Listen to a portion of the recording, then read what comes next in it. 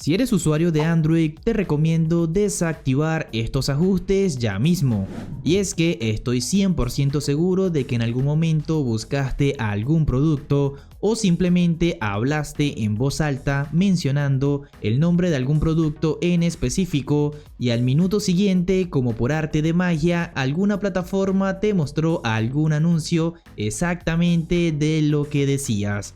Ya sea que te lo muestre en alguna red social o en alguna aplicación. Así que en este video te enseñaré a desactivar esos anuncios de una vez por todas. Así que para esto lo primero que vas a hacer es que te vas a dirigir a los ajustes de tu dispositivo móvil. No importa el Android que tengas. Una vez que te encuentres en el apartado de ajustes, vas a bajar exactamente hasta donde dice Google. Vamos a ingresar allí. Y acá va a aparecer la cuenta de Google que tienes actualmente en tu dispositivo.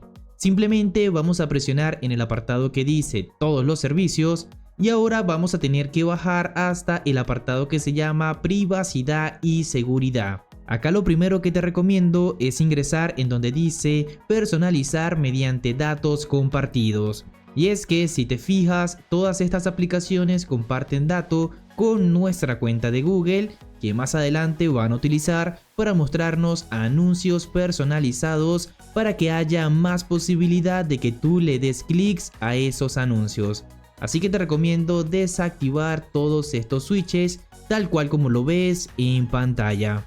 Luego vamos a retroceder y vamos a ingresar en el apartado de anuncios.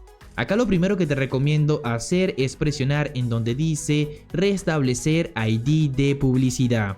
Y es que al momento de nosotros restablecerlo, como puedes ver, dice que el dispositivo va a empezar a mostrarnos anuncios, pero que esta vez esos anuncios ya no serán relevantes para nosotros, ya que estamos eliminando toda la información que ellos han recolectado de nuestro dispositivo Android. Simplemente le damos al botón de confirmar y listo. Ahora vamos a borrar el ID de publicidad. Y es que de igual manera vamos a estar eliminando toda la información que ellos han tenido de nosotros, así que borramos el ID de publicidad y listo.